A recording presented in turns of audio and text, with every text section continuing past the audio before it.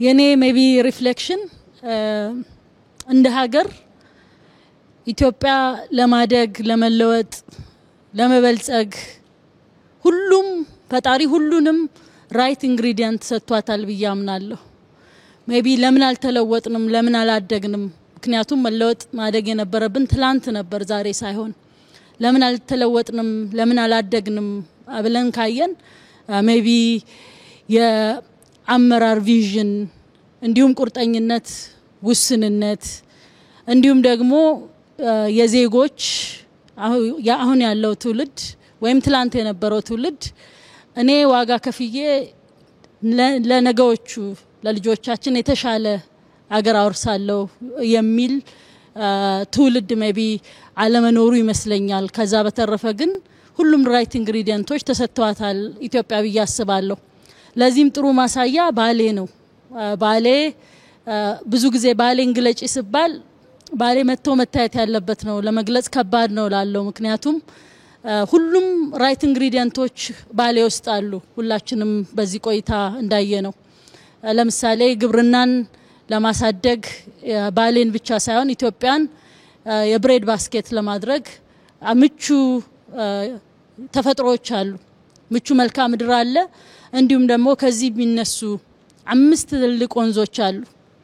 እዚህ አካባቢ ያለውን ኢትዮጵያ ውስጥ ያለውን ብቻ ሳይሆን ጎረቤት ተሻግረው ከ30 ሚሊዮን በላይ ህዝብ ውሃ የሚያጠጡ ወንዞች እዚህ አሉ መልክዓ ምድሩም የተመቸ ነው ስለዚህ ይሄንን ገርቶ ትልቅ ለኢትዮጵያ ለባሌ ብቻ ሳይሆን ለኢትዮጵያ ትልቅ ከድህነት ለመውጣት ትልቅ ተስፋ ለመሆን የሚችል አቅም ያለበት አካባቢ ነው እንዲሁም ደግሞ በቱሪዝም ካየነው ውብ መልክዓ ምድር አለ እጅግ በጣም ያማረ የተዋበ ለመግለጽ በጣም አዳጋች የሆነ በጣም ብዙዎችን የሚያማልል የብዙ ሀገሮች ያላቸውን መስቦች በአንድ ቦታ ያዘ የተፈጥሮ ሀብት አለ እነዚህን መግራት እነዚህን ተፈጥሮ የሰጠንን ትንሽ ነገር ጨምረንበት እዚህ መሳብ አለመቻላችን ካልሆነ በስተቀር ሁሉም ራይት ኢንግሪዲየንቶች አገር ውስጥ እንዳለ ያሳያል አሁን እንግዲህ በዚህች ጥቂት አመታት ውስጥ በተጀመሩ በጣም ብዙ ቦታዎች ላይ ትልቅ ስራዎች እየተሰሩ ነው ምንም እንኳን ወደምንፈልገው ለመድረስ ገና ጅምሮችና ማሳያዎች ቢሆኑም እነዚህ ትልቅ ተስፋ የተጣለባቸው የአመራር ቪዥን የታየባቸው